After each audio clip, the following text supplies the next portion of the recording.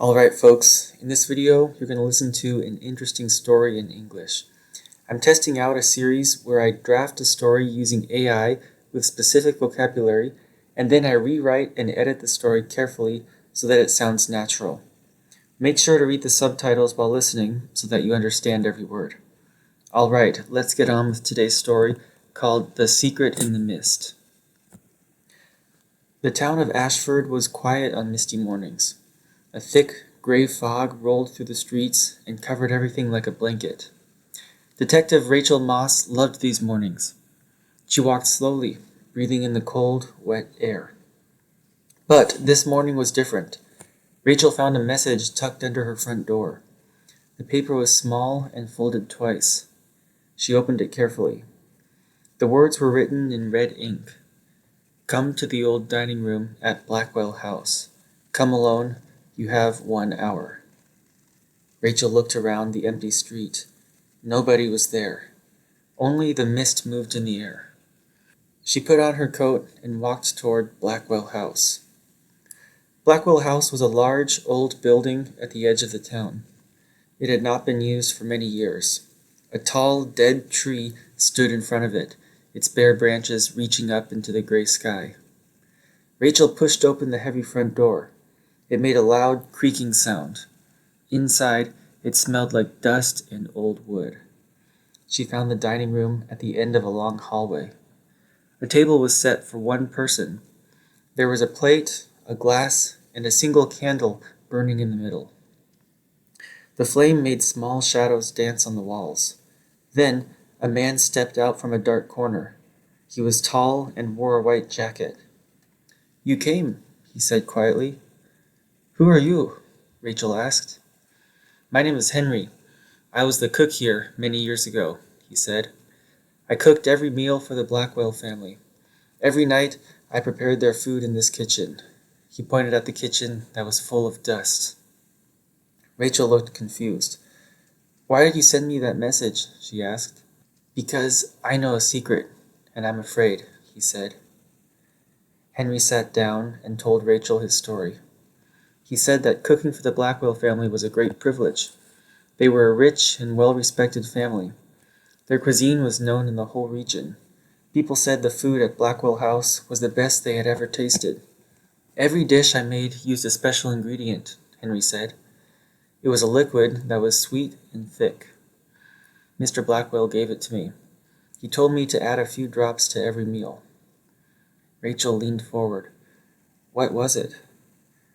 "I did not know at first," Henry said. "I thought it was just something sweet. But then people who ate here started acting strangely. They became very loyal to Mr. Blackwell. They did whatever he asked. They gave him money, land, and votes." Rachel shifted in her seat. "And you kept using it?" Henry's eyes looked heavy. "I was scared and didn't want to get in trouble. But last week, I found a letter in the kitchen. It explained everything. The liquid was not safe for human consumption.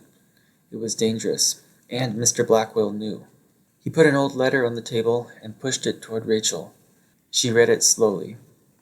The letter was from a scientist. It described the liquid and its effects on the human brain.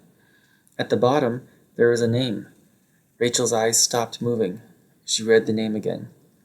"Henry," she said softly, "where is Mr. Blackwell now?" "He disappeared 5 years ago," Henry said. "Everyone thought he left town. But I think something happened to him." Rachel stood up. She walked around the table and looked at the walls. Old paintings of the Blackwell family hung in silence.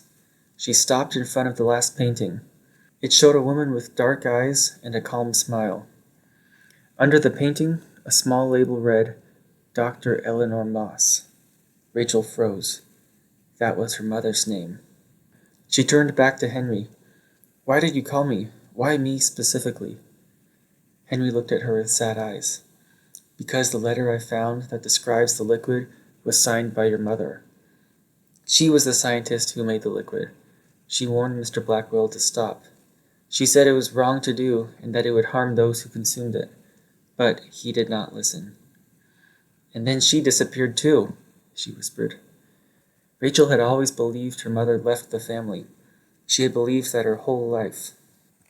"Rachel," Henry said softly, "your mother did not leave. She tried to stop him. She did the right thing. And I think the answer is somewhere in this house." Rachel looked at the tree outside the window and thought for a moment.